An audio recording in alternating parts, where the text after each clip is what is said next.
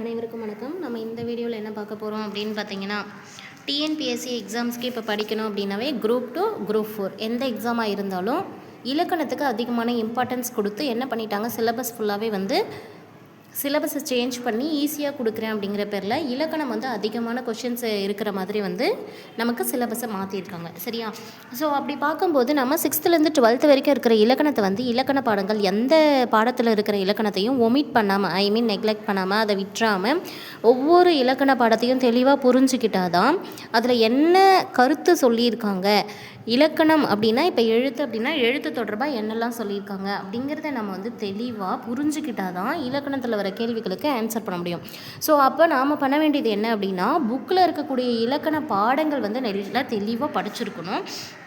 So அதுக்காக நம்ம என்ன பண்ண போகிறோம் அப்படின்னா, 6th ஸ்டாண்டர்டில் இருக்கக்கூடிய இலக்கண கேள்விகள் எல்லாமே இலக்கண பாடங்களை லெசன் டீச் பண்ணுற மாதிரி டீச் பண்ணிவிட்டு 6th-லேருந்து அப்படியே ஒவ்வொரு ஸ்டாண்டர்டாக 6th முடிச்சு 7th, 7th முடிச்சு 8th, 8th முடிச்சு 9th, அப்படி ஒவ்வொரு ஸ்டாண்டர்டாக ஒவ்வொரு வீடியோவாக கொடுத்தோம்னா, ஸோ இந்த வீடியோவை திரும்ப பார்த்துட்டு இதுலேருந்து ஹிண்ட்ஸ் எடுத்துகிட்டு நீங்கள் படிச்சிங்கன்னா சரியா. ஃபஸ்ட் டைம் பார்க்கும்போது நல்லா தெளிவாக பார்த்துட்டு செகண்ட் டைம் இன்னொரு டைம் பார்த்துட்டு அந்த செகண்ட் டைம் பார்க்கும்போது உங்களுக்கு புரிகிற மாதிரி ஈஸியாக ஸ்டெப்ஸ் ஷார்ட்டாக நோட்ஸ் எடுத்துக்கிட்டு தேர்ட் டைம் அந்த நோட்ஸை மட்டும் ரீகால் பண்ணிக்கிட்டே வந்தீங்கன்னா உங்களுக்கு ரொம்ப ஈஸியாக இருக்கும். ஸோ பார்க்கலாம். ஃபஸ்ட்டு நமக்கு 6th ஸ்டாண்டர்டில் டேர்ம் 1 புக் தான் எடுத்திருக்கேன். சரியா? இந்த டேர்ம் 1 புக்கில் பார்த்திங்கன்னா மொத்தம் 3 லெசன்ஸ் இருக்குது. அந்த 3 லெசன்ஸ்லேயும் கண்டிப்பாக 3 இலக்கணம் இருக்கும். சரியா? லெசன் 1ல் ஒரு இலக்கணம், லெசன் 2ல் ஒரு இலக்கணம், 3ல் ஒரு இலக்கணம் அப்படின்னு சொல்லிட்டு 3 இலக்கண பாடங்கள் இருக்கும். ஸோ ஃபஸ்ட்டு இருக்கிறது என்ன அப்படின்னு பார்த்தீங்கன்னா, தமிழ் எழுத்துக்களுடைய வகையும் தொகையும். ஸோ தமிழ் எழுத்துக்களை எப்படி வகைப்படுத்தி வச்சுருப்பாங்க, தொகைப்படுத்தி வச்சுருப்பாங்க அப்படிங்கிறது தான். அதே போல் 2வது லெசனில் இருக்கக்கூடிய இலக்கணம்னு பார்க்கும்போது முதல் எழுத்தும் சார்பு எழுத்துக்களும். ஸோ எந்த எழுத்துக்கள் எல்லாம் முதல் எழுத்தில் வரும், எந்த எழுத்துக்கள் எல்லாம் சார்பு எழுத்தில் வரும் அப்படிங்கிறது கொடுத்துருப்பாங்க. 3வது பாடத்தில் பார்த்திங்கன்னா இருக்கக்கூடிய இலக்கணம் அப்படின்னா மொழி முதல் மற்றும் இறுதி எழுத்துக்கள் அப்படின்னு சொல்லிட்டு. ஸோ இது 3 தான் இந்த வீடியோவில் பார்க்க போகிறோம். ஃபஸ்ட்டு பார்க்குறது என்ன அப்படின்னா, தமிழ் எழுத்துக்களுடைய வகை மற்றும் தொகை. ஸோ தமிழ் எழுத்துக்களின் வகையும் தொகையும் அப்படின்னு பார்க்கும்போது உலகத்தில் இருக்கக்கூடிய ஒவ்வொரு பொருளையும் மனிதர்கள் உற்று நோக்குகிறாங்க. அந்த மாதிரி உற்று நோக்கும் போது தான் அந்த பொருள்களுடைய இயல்புகள் என்ன அப்படிங்கிற மாதிரி தெரிஞ்சுக்கிறாங்க. ஸோ இந்த மாதிரி ஒவ்வொரு பொருளாக அதோடைய இயல்புகளை தெரிஞ்சுக்கும் போது தான் மொழியையும் கூட ஆழ்ந்து கவனிக்க ஆரம்பிக்கிறாங்க. அதன் மூலமாக மொழியை எப்படி பேசலாம், எப்படி எழுதலாம் அப்படின்னு மொழிகளுக்கு அப்படின்னு சொல்லிட்டு சில வரையறைகள் செய்கிறாங்க. அந்த வரையறைகளை தான் நம்ம இலக்கணம் அப்படின்னு சொல்கிறோம். ஸோ நம்ம எதை படித்தாலும் அதோடைய பேஸ்லேருந்து படிக்கணும். இலக்கணம் அப்படின்னா முதல்ல என்னன்னு தெரிஞ்சுக்கணும். மொழியை நம்ம இப்படி தான் பேசணும், அதாவது எந்த மொழியாக இருந்தாலும் சரியா. ஃபார் எக்ஸாம்பிள் தமிழ் அப்படின்னா நம்ம இலக்கணம் அப்படின்னு சொல்கிறோம், இங்கிலீஷுக்கு கிராமர் இருக்குது சரியா. அந்த மாதிரி ஒரு மொழியை நம்ம இப்படி தான் பேசணும், இப்படி தான் எழுதணும் அப்படின்னு சொல்லி சில வரையறைகள் செய்து வச்சுருப்பாங்க. அந்த மாதிரி வரையறுக்கப்பட்ட அந்த விதிமுறைகளை தான் நம்ம என்னன்னு சொல்கிறோம் அப்படின்னா இலக்கணம் அப்படின்னு சொல்லுவோம்.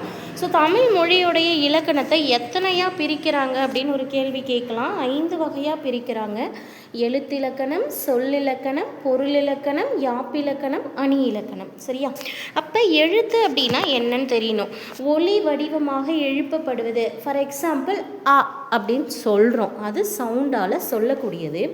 அந்த சொல்கிறதையே நாம் எழுதணும் அப்படின்னா எப்படி எழுதுகிறோம், அப்படின்னு ஒரு உருவம் கொடுக்குறோம். சரியா? ஒரு வடிவம் அதுக்கு கொடுக்குறோம். அதுக்கு ஒரு சவுண்டும் இருக்குது, ஒரு ஒலியும் இருக்குது, அதுக்கு ஒரு வடிவமும் இருக்குது. ஸோ ஒலியாக எழுப்புகிறோம், வடிவமாக எழுதுகிறோம், அதுதான் கொடுத்துருக்காங்க. ஒலி வடிவமாக எழுப்பப்படுவதும் வரி வடிவமாக எழுதப்படுவதும் எழுத்து எனப்படுகிறது. ஸோ எழுத்தில் எந்த கன்ஃபியூஷனும் இருக்காது. அடுத்தது எழுத்தை பிரிக்கிறாங்க. சரியா? உயிர் எழுத்து அப்படின்னு சொல்லி முதல்ல ஒரு சில எழுத்துக்களை பிரிக்கிறாங்க. உயிருக்கு முதன்மையானது காற்று. சரியா? நம்ம உயிர் வாழணும் அப்படின்னா ரொம்ப ரொம்ப முக்கியமானது என்ன? காற்று.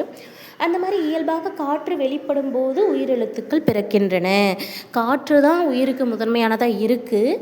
அப்போ இந்த உயிரெழுத்துக்கள் பிறப்பதற்கு முதன்மையாக இருக்கிறதும் காற்று தான். அதாவது காற்று நம்மளிடமிருந்து இயல்பாக வெளிப்படுத்தப்படும் போது உயிரெழுத்துக்கள் உருவாகிறது அப்படின்னு சொல்கிறாங்க.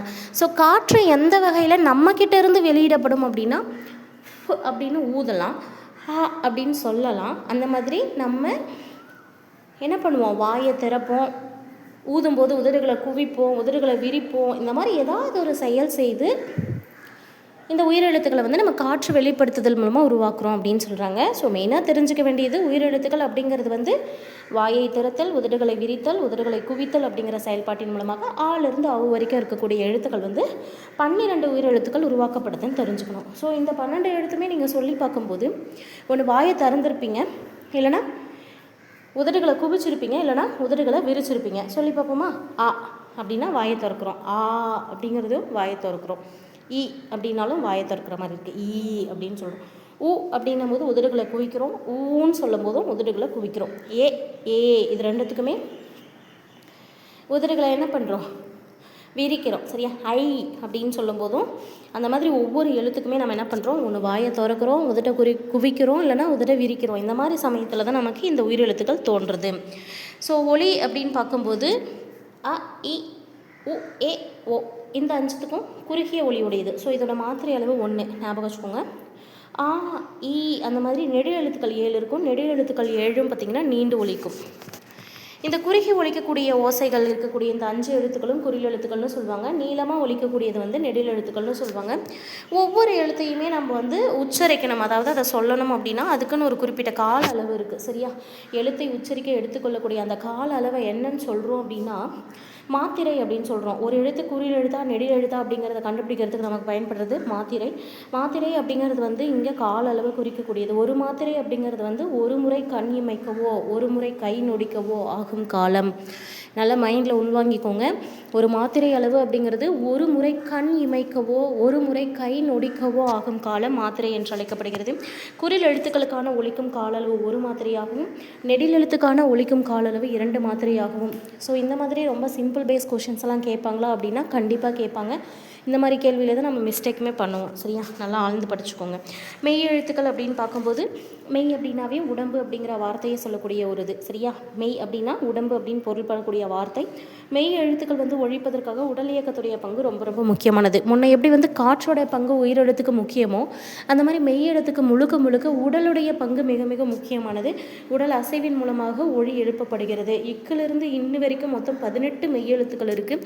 அந்த 18 மெய்யெழுத்துக்களையும் 3 தொகுதிகளாக பிரிக்கிறாங்க. என்னென்ன அப்படின்னு பார்க்கும்போது வல்லினம், மெல்லினம், இடையினம். சரியா? வல்லினம், மெல்லினம், இடையினம். ஃபஸ்ட்டு வல்லினம், 2வது மெல்லினம், 3வது இடையினம்.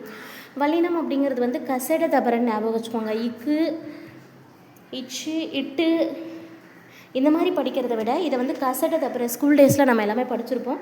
ஸோ கசட தப்பரை அப்படிங்கிறது வந்து பார்த்திங்கன்னா வல்லினம், ஞனேன நமன மெல்லினம், எரள வழழ இடையினம் ஞாபகம் வச்சுக்கோங்க. ஸோ இதில் மெய் எழுத்துக்கள் எல்லாத்துக்கும் எவ்வளோ மாத்திரை அளவுன்னு தெரிஞ்சிருக்கணும். அரை மாத்திரை அளவு. ஸோ இதில் உயிரெழுத்துக்கள் குறில் எழுத்துக்கள் அப்படின்னு பார்க்கும்போது 1 மாத்திரை, நெடில் எழுத்துக்கள்னு பார்க்கும்போது 2 மாத்திரை, மெய் எழுத்துக்களுக்கு அரை மாத்திரை ஞாபகம் வச்சுக்கோங்க. இதெல்லாம் கேட்பாங்க.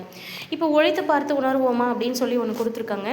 இக்கு அப்படின்னு சொல்லும்போது அது ஒரு அழுத்தம், ஒரு வலிமையோடு சொல்கிறோம். இச், இட், இத், இப், இரு அப்படின்னு சொல்லிட்டு வன்மையாக ஒழிக்கிறதுனால இது வல்லின எழுத்துக்கள்னு சொல்லப்படுது. அதுவே இங்கு, இங்கு, இன்னு, இன்னு, இம்மு, இன்னு இந்த மாதிரி சொல்லும்போது பார்த்திங்கன்னா மென்மையாக தான் சொல்லுவோம். அதுவே இது வன்மையாகவும் இல்லாமல் மென்மையாகவும் இல்லாமல் ஈ, எரு, இல்லு, இவ்வு, இல்லு, இல்லு அந்த மாதிரி சொல்லுவோம். சரியா? ஸோ இதில் இந்த கசட தபர அப்படிங்கிற அந்த எழுத்துக்கள் வந்து எப்படி வன்மையாக இருக்குது, மெனன நமன அப்படிங்கிற எழுத்துக்களுடைய ஒளி வந்து மென்மையாக இருக்குது, எரள வழழை அப்படிங்கிற எழுத்துக்களுடைய ஒளி வந்து வன்மையாகவும் இல்லாமல் மென்மையாகவும் இல்லாமல் இடைப்பட்ட இதுன்னு இருக்கிறனால தான் வல்லினம், மெல்லினம், இடையினம் அப்படின்னு சொல்லிட்டு இதுக்கு பெயர் வச்சு வந்திருக்காங்க. சரியா? இப்போ உயிர்மெய் எழுத்து அப்படிங்கிறது என்னென்னு பார்க்கலாம். மெய் எழுத்துக்கள் 18 எழுத்து இருக்கு இல்லையா, அது கூட போயிட்டு உயிரெழுத்துக்கள் 12ம் சேரும்போது உருவாகக்கூடியது தான் உயிர்மெய் எழுத்துக்கள். இந்த 18 எழுத்துக்களோட 12 எழுத்துக்கள் மேட்ச் ஆகும்போது நமக்கு கிட்டத்தட்ட வந்து 216 எழுத்துக்கள், மொத்தம் 216 உயிர்மெய் எழுத்துக்கள் தோன்றும். ஸோ 18 × 12 அப்படின்னு போட்டு பார்த்திங்கன்னா உங்களுக்கு 216 வரும். ஓகேவா? 216 வரும். ஓகேவா? 216 அப்படிங்கிற எழுத்துக்கள் வந்து வரும். இதுலேயும் அதே மாதிரி தான் மாத்திரை அப்படின்னு பிரிக்கும்போது பார்த்திங்கன்னா உயிர்மெயிலையும் குறில் நெடில்னு இருக்கும். குறிலுக்கு 1 மாத்திரையும் நெடிலுக்கு 2 மாத்திரையும் எங்கேயுமே. ஓகேவா? ஆயுத எழுத்து ஒன்று பார்ப்போம். என்ன அப்படின்னு பார்த்தீங்கன்னா, தமிழ் மொழியில் உயிர்மெய் எழுத்துக்கள். இதை தவிர்த்து தனியாக ஒரு எழுத்து இருக்கும். அதுதான் வந்து பார்த்திங்கன்னா அக்குன்னு சொல்லக்கூடிய ஆயுத எழுத்து. இந்த ஆயுத எழுத்து ஒழிக்கணும் அப்படின்னா அதுக்கான கால அளவு நம்ம எவ்வளோ சொல்லுவோம்னு பார்த்திங்கன்னா அரை மாத்திரை அளவு அப்படின்னு சொல்லுவோம். சரியா? ஸோ இதில் ஏதாச்சும் ஒரு வேர்டு, இதெல்லாம் வந்து கண்டிப்பாக கேட்பாங்க இந்த மாதிரி கேள்விலாம். ஏதாச்சும் ஒரு வார்த்தை கொடுத்துட்டு அதோடைய மாத்திரையை கண்டுபிடிங்க அப்படின்னு சொல்லிட்டு இதில் க, பி, ல, எர் இதில் கொடுத்துருக்குற எல்லாமே என்ன அப்படின்னு பார்த்திங்கன்னா குறு எழுத்துக்கள். ஒன்றே ஒன்று வந்து உயிர்மெய் எழுத்து இருக்குது. சரி, ஒற்றை எழுத்து இருக்குது. சரியா? இந்த ஒற்றை எழுத்துக்கள் அப்படின்னு பார்க்கும்போது மெய் எழுத்துக்கள், அதாவது அப்படின்னு மெய் எழுத்துக்கு மட்டும் அரை மாத்திரை கொடுக்கணும். க, பி, ல இது மூணுத்துக்குமே நம்ம ஒரு மாத்திரை கொடுக்கணும். ஸோ 3 + ஒரு அரை மாத்திரை மொத்தம் 3.5 மாத்திரை இந்த வார்த்தைக்கு வரும். இந்த மாதிரி கொஷின்ஸ் நமக்கு எக்ஸாம்ஸில் கேட்பாங்க. சரியா? ஸோ இதுலேயே பார்த்திங்கன்னா உயிரெழுத்துக்கள் தொடங்கும் 2 மாத்திரை அளவுடைய ஒரு சொல் கேட்டிருக்காங்க. 2 மாத்திரை அளவுள்ள ஓரெழுத்து சொல் கேட்டிருக்காங்க. ஆயுத எழுத்து இடம்பெறுக்குற 2.5 மாத்திரை அளவு சொல் கேட்டிருக்காங்க. ஸோ இது எல்லாமே மாத்திரையை பேஸ் பண்ணியிருக்கிறதுனால நான் வந்து பார்த்திங்கன்னா மேலே இருக்கக்கூடிய அந்த கபிலருக்கு எப்படி போடணும்னு எக்ஸ்பிளைன் பண்ண இல்லையா, அந்த பேசிஸில் இதுக்கு வந்து நீங்கள் கொஷின்ஸ் ஏதாச்சும் வந்து ஃபிக்ஸ் பண்ணி பார்த்துக்கோங்க. ஓகேவா? ஆன்சர். நெக்ஸ்ட்டு செகண்ட் லெசனில் என்ன இருக்குது அப்படின்னு பார்க்கலாம். ஸோ 6th ஸ்டாண்டர்ட் தமிழ் புக்கில் இயல் 2 என்ன இலக்கணம் கொடுத்துருக்காங்க அப்படின்னு பார்த்தீங்கன்னா, முதல் எழுத்தும் சார்பெழுத்தும் அப்படிங்கிறது தான். எதெல்லாம் முதல் எழுத்தில் வரும், எதெல்லாம் சார்பெழுத்தில் வரும் அப்படிங்கிறத ஒன் பை ஒன்னாக பார்க்கலாம். எழுத்துக்களை 2ஆக பிரிப்போம் அப்படின்னு சொல்கிறாங்க. சரியா? எழுத்துக்களை எத்தனையாக பிரிக்கிறாங்க? 2ஆக பிரிக்கிறாங்க. என்னென்னு பார்க்கும்போது முதல் எழுத்துக்கள், சார்பெழுத்துக்கள். முதல் எழுத்துக்கள் அப்படிங்கிறது என்ன அப்படின்னு டெஃபினேஷன் பார்த்துடலாம். உயிரெழுத்துக்கள் 12 மெய்யெழுத்துக்கள் 18 ஆகிய 30 எழுத்துக்களும் முதல் எழுத்துக்கள் ஆகும். ஸோ உயிரெழுத்துக்களில் 12 எழுத்துக்களும் மெய்யெழுத்துக்களில் இருக்கக்கூடிய 18 எழுத்துக்களும் சேர்ந்து மொத்தம் 30 எழுத்துக்கள் முதல் எழுத்துக்கள் ஆகும்.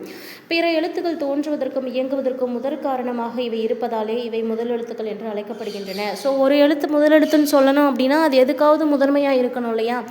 இந்த உயிரெழுத்துக்களும் மெய்யெழுத்துக்களும் சேர்ந்து தான் 12 × 18 மொத்தம் 216 எழுத்துக்களை உருவாக்கும்னு சொன்னோம். ஸோ மற்ற எழுத்துக்கள் உருவாவதற்கு இதுதான் முதன்மை காரணமாக இருக்குது. அப்படிங்கும் போது இதை நம்ம என்ன சொல்வோம்? முதல் எழுத்து அப்படின்னு சொல்லுவோம்.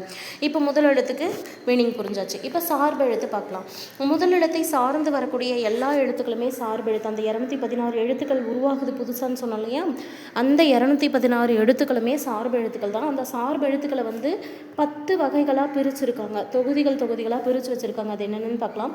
உயிர்மெய், ஆயுதம், உயிரளபடை, ஒற்றளபடை, குற்றியலுகரம், குற்றியலிகரம், ஐகார குறுக்கம், அகார குறுக்கம், மகர குறுக்கம், ஆயுத குறுக்கம். ஸோ சார்பு எழுத்துக்கள் எத்தனை வகைப்படும் அப்படிங்கிற ஒரு கொஷின் அடிக்கடி கேட்பாங்க. 10 வகைப்படும். அந்த 10 வகை என்ன அப்படின்னு பார்த்துக்கோங்க. உயிர்மெய், ஆயுதம், உயிரளபடை, ஒற்றளபடை, குற்றியலிகரம், குற்றியலுகரம், ஐகார குறுக்கம், அகார குறுக்கம், மகர குறுக்கம், ஆயுத குறுக்கம்.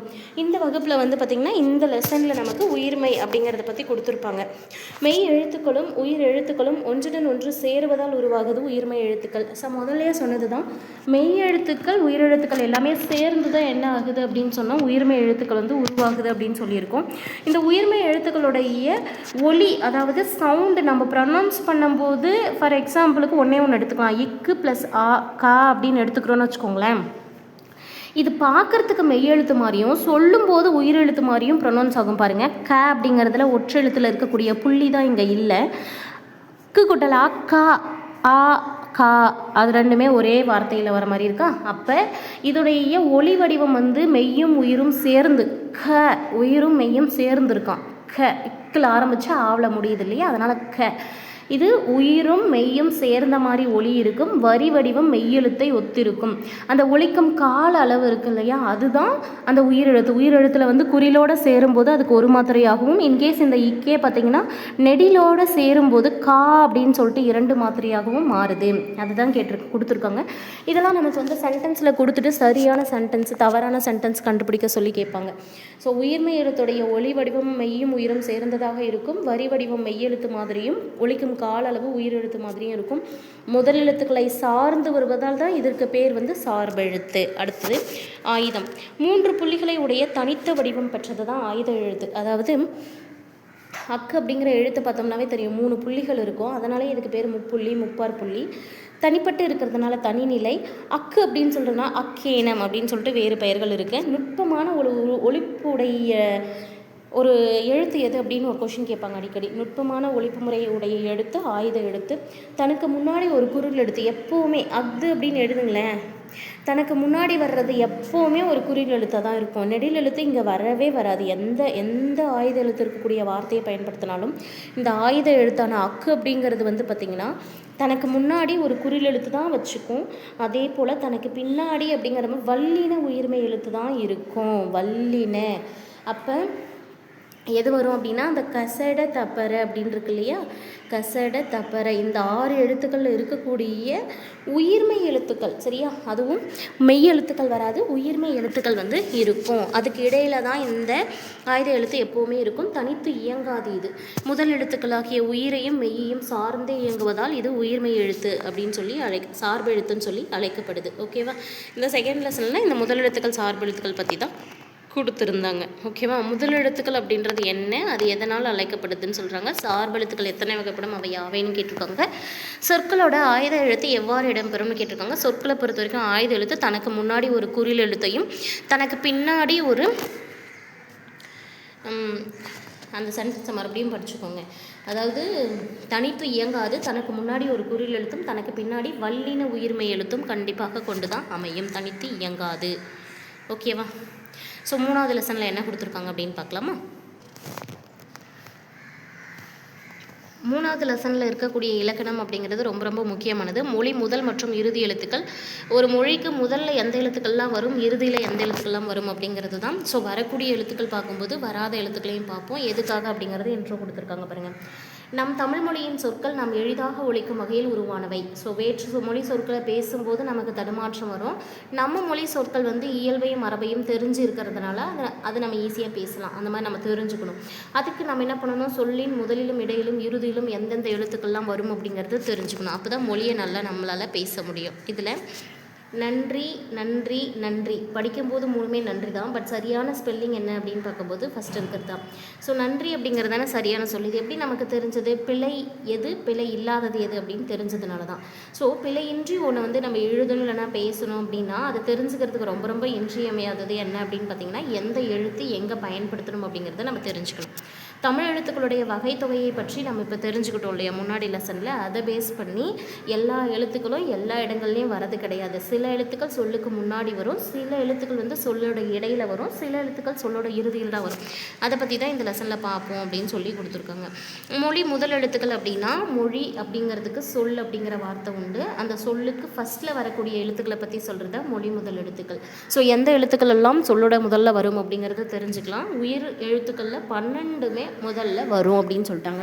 ஸோ எழுத்துக்கள் அப்படின்னு பார்க்கும்போதே நம்ம ஃபஸ்ட்டு பார்க்குறது உயிர் எழுத்துக்களை பற்றி மட்டும்தான். உயிர் எழுத்துக்கள் 12 இருக்குது. அந்த 12மே ஃபஸ்ட்டில் வரலாம். இது ஒரு கண்டிஷன். அடுத்தது கச தப்ப. ஓகேவா, கச தப்ப இதை நம்ம எப்படி வைக்கலாம் அப்படின்னா காசா தானா பாமா. ஓகேவா, காசா தானா பாமா. கண்டிப்பாக நம்ம இது ரிட்டன் அடிக்கடி ரிமைண்ட் பண்ணிகிட்டே இருந்தால் மைண்டுக்கு வந்துடும். ஃபஸ்ட்டு உயிரெழுத்தை பற்றி முடிச்சாச்சு. அடுத்தது வந்து உயிர்மை எழுத்துக்கள் முடிச்சது முடிச்சுட்டு காங்காச்சம் படிக்கணும் இல்லையா, அந்த மாதிரி நீங்கள் ஞாபகம் வச்சுக்கோங்க. அதில் காசா தானா பாமா. ஓகேவா, இதில் வந்து பார்த்திங்கன்னா இந்த கா சா அப்படிங்கிறத கொஞ்சம் ஒரு எழுத்து விட்டு இருக்க தவிர இந்த தாவும் நாவும் பக்கம் பக்கம் வரக்கூடியதான். பாவும் மாவும் தான பாமா இது 4மே ஒன்றா வரக்கூடியது தான். ஸோ காசா தானா பாமா இந்த வரிசையில் வரக்கூடிய எல்லா உயிர்மை எழுத்தும் சரியா. அந்த 216 உயிர்மை எழுத்துக்கள் தோன்றுதுன்னு சொல்கிறோம் இல்லையா, அதில் இருக்கக்கூடிய இந்த வரிசை எடுத்துக்கணும். காசா தானா பாமா. மறுபடியும் கூட ஞாபகம் வச்சுக்கோங்க. 1 கா சா தா நா பா மா இந்த 6 வரிசையில் இருக்கக்கூடிய உயிர்மை எழுத்துக்கள் எதுவாக இருந்தாலும் முதல்ல வரும் அப்படின்றாங்க. முதல்ல என்ன பார்த்தோம், ஆலிருந்து அவ் வரைக்கும் 12 எழுத்துக்களும் வரும்னு பார்த்தாச்சு.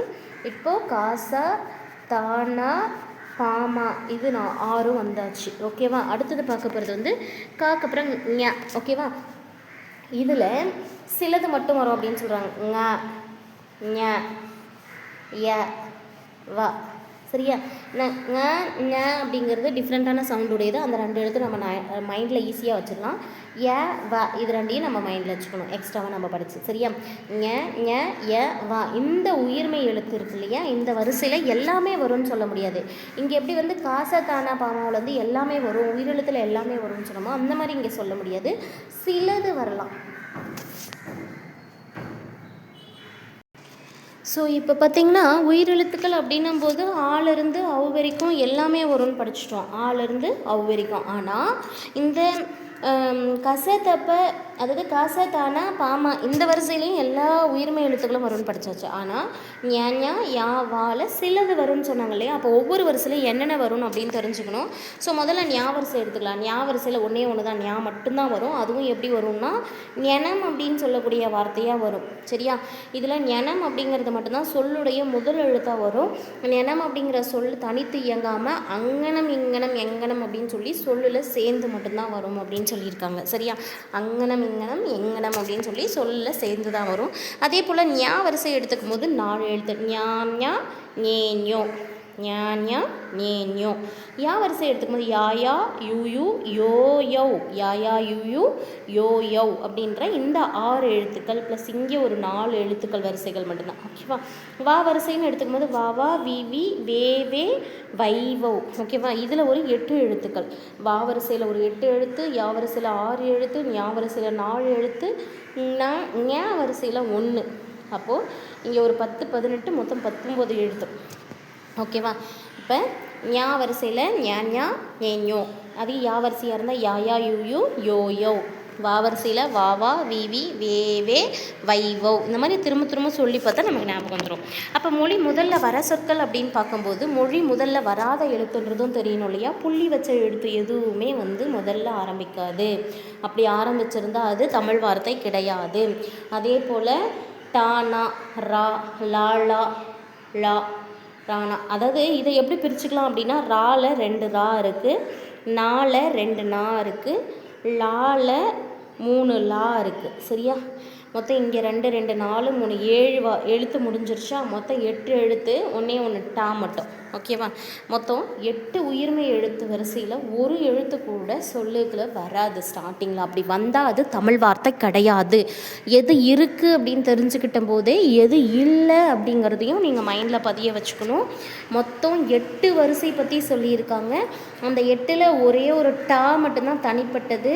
3 சுழியம்னா 2 சுழியம்னா ரகரம் ரகரம், அப்புறம் லகரம் லகரம், சிறப்பு லகரம், இது 7 ப்ளஸ் டா, மொத்தம் 8 எழுத்தில் எந்த உயிர்மை எழுத்து எடுத்துக்கிட்டாலும் சொல்லோட ஃபஸ்ட்டு வராது. அதே போல் ஆயுத எழுத்து சொல்லோட ஃபஸ்ட்டில் வராது. அதே போல் நம்ம முன்ன சொன்னோம் இல்லையா? ஞா வரிசையில் ஒரு எழுத்தும், இந்த ஞா வரிசையில் 4 எழுத்தும், இந்த வரிசையில் 4 எழுத்து ப்ளஸ் வா வரிசையில் ஒரு 8 எழுத்து. ஓகேவா? இந்த எழுத்துக்களை தவிர்த்து நமக்கு வேறு எழுத்துக்கள் நம்ம எது வரும்னு சொன்னோமோ அந்த எழுத்தை தவிர்த்து வேறு ஏதாவது எழுத்து கொடுத்துருந்தா அது மொழி முதல்ல வராது. ஓகேவா? அப்படி பார்க்கும்போது இந்த டமாரம், ரம்பம், லண்டன், ஃப்ரான்ஸ், டென்மார்க் இதெல்லாம் தமிழ் சொற்களானா பிறமொழி சொற்கள். ஓகேவா? அடுத்தது மொழி இறுதி எழுத்துக்கள். சொல்லோட லாஸ்ட்டில் வரக்கூடியதை தான் இறுதி எழுத்துன்னு சொல்லுவோம்.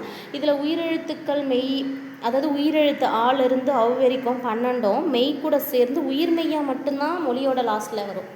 எப்படி மெய் எழுத்து ஃபஸ்ட்டில் வராதோ அந்த மாதிரி உயிரெழுத்து லாஸ்ட்டில் வராது, அது கலந்து வரும். மெய் எழுத்து கூட சேர்ந்து உயிர்மெய்யாக மாறி வரும். அதே போல் இந்த 11 எழுத்துக்கள் மொழியோட இறுதியில் வரும்னு சொல்லியிருக்காங்க. மெய் எழுத்துக்களில் 11 எழுத்துக்கள் சொல்லோட இறுதியில் வரும் அப்படின்னு சொல்லியிருக்காங்க. அது என்னென்ன அப்படின்னு பார்த்தோம்னா இஞ்சு, இன்னு, இந்து, இம்மு, இரு, இல்லு, இவ்வு, இல்லு, இல்லு, இன்னு. ஓகேவா? மொழியோடைய இறுதியில் வரக்கூடியது எப்படியெல்லாம் முடியும்னு பாருங்கள். உறிஞ்சு, வெறிந்து, அவு அப்படின்லாம் வருமா? ஓகேவா? சொல்லோட இறுதியில் உயிரெழுத்துக்கள் எப்போவுமே தனிச்சு வரதில்லைன்னு ஃபஸ்ட்லேயே பார்த்துட்டோம். உயிரெழுத்துக்கள் மெய்யெழுத்தோட இணைஞ்சு உயிர்மெய்யாக மட்டும்தான் சொல்லுக்கு இறுதியில் வரும். சென்டென்ஸை நல்லா மைண்டில் ஏற்றிக்கோங்க. உயிரெழுத்துக்கள் மெய்யெழுத்தோட இணைந்து உயிர்மெய்யாக மட்டுமே சொல்லின் இறுதியில் வரும். அளபடை எழுத்துக்களில் இடம்பெறக்கூடிய போது உயிரெழுத்துக்கள் சொல்லின் இறுதியில் வரும். சரியா? அளபடை எழுத்துக்கள் இருக்கு இல்லையா? அந்த அளபடை எழுத்துக்களில் இடம்பெறக்கூடிய உயிரெழுத்துக்கள்லாம் சொல்லுக்கு இறுதியில் வரும். ஆயுத எழுத்து சொல்லோட லாஸ்ட்டில் வராது. இக்கு, இங்கு, இச்சு, இட்டு, இத்து, இப்பு, இரு, இந்த 7 மெய் எழுத்துக்களும் சொல்லோட இறுதியில் வர்றது கிடையாது. சரியா? இக்கு, இங்கு, இச்சு, அது இக்கு, இங்கு, இச்சு, இட்டு. ஓகேவா? இத்து, இப்பு, இரு, இந்த 7 எழுத்துக்களும் சொல்லுடைய இறுதியில் வர்றது கிடையாது. உயிர்மை எழுத்துக்கள் கூட ஞா அப்படிங்கிற எழுத்து வரிசை சொல்லோட இறுதியில் வர்றதில்லை. உயிர்மை எழுத்துக்களில் ஞா அப்படிங்கிற வரிசையில் வரக்கூடியது வந்து சொல்லோட இறுதியில் வர்றதில்லை. சொல்லோட முதல்ல வந்து ஞா வரிசையில் ஞா மட்டும்தான் வரும், ஞாபகம் வச்சுக்கோங்க. ஓகேவா? அப்படி பார்க்கும்போது இந்த Karthika, Hong Kong, Sujith, market, Dileep, March எல்லாம் வந்து தமிழ் சொல்லான்னு பார்த்தா கண்டிப்பாக கிடையாது. எகர வரிசையில் கேலிருந்து நே வரைக்கும் எந்த எழுத்துமே இறுதியில் வர்றது கிடையாது. அதே போல் ஓ வரிசையில் கோங்கோச்சோ இருக்கு இல்லையா, அதில் நோ அப்படிங்கிற எழுத்து மட்டும்தான் வரும், வேறு எதுவுமே வராது. நோ அப்படிங்கிறது வந்து ஒரு எழுத்து ஒரு மொழியில் துன்பம் அப்படிங்கிற பொருளில் தான் பயன்படுத்தப்படுது. சொல்லோட இடையில் வரக்கூடிய எழுத்துக்கள்னு பார்க்கும்போது மெய் எழுத்துக்கள் 18 இருக்கு இல்லையா, அது வந்து சொல்லோட இடையில் வரும். இக்கிலிருந்து இன்னி வரைக்கும் சொல்லோட இடையில் கண்டிப்பாக வரலாம். உயிர்மை எழுத்துக்கள் எல்லாமே சொல்லோட இடையில் வரும். ஆயுத எழுத்து சொல்லோட இடையில் மட்டும்தான் வரும், அது ஞாபகம் வச்சுக்கணும். மெய் எழுத்துக்கள் 18 சொல்லோட இடையில் வரும்னு கொடுத்துருக்காங்க. பட் ஆயுத எழுத்துக்கு ஸ்பெசிஃபைடாக இடையில் மட்டும்தான் வரும்னு கொடுத்துருக்காங்க. அளபடையில் மட்டும் உயிரெழுத்துக்கள் சொல்லோட இடையில் வரும்னு கொடுத்துருக்காங்க. சரியா? உயிரெழுத்துக்கள் சொல்லோட இடையில் வருமா அப்படின்னா அளபடையின் போது மட்டுமே வரும் அப்படின்னு கொடுத்துருக்காங்க. ஓகேவா? ஸோ ஃபஸ்ட்டு அதாவது டேர்ம் 1ல் இருக்கக்கூடிய நம்ம 3 இலக்கண பாடங்களும் படித்தாச்சு. நெக்ஸ்ட்டு வீடியோவில் வந்து என்ன பண்ணுவோம் அப்படின்னா டேர்ம் 2ல் இருக்கக்கூடியது, ஓகேவா, டேர்ம் 2ல் இருக்கக்கூடிய 3 லெசன்ஸ் பற்றி பார்ப்போம். இந்த வீடியோ உங்களுக்கு யூஸ்ஃபுல்லாக இருந்தால் ஃப்ரெண்ட்ஸுக்கு ஷேர் பண்ணுங்கள். நம்ம சேனல் இருந்தால் ஃபஸ்ட் டைம் பார்க்குறீங்க அப்படின்னா சேனலை சப்ஸ்கிரைப் பண்ணிக்கோங்க. பக்கத்தில் இருக்கிற பெல் ஐக்கானை கிளிக் பண்ணி ஆல்னு செட் பண்ணி வச்சுக்கோங்க. தேங்க்யூ.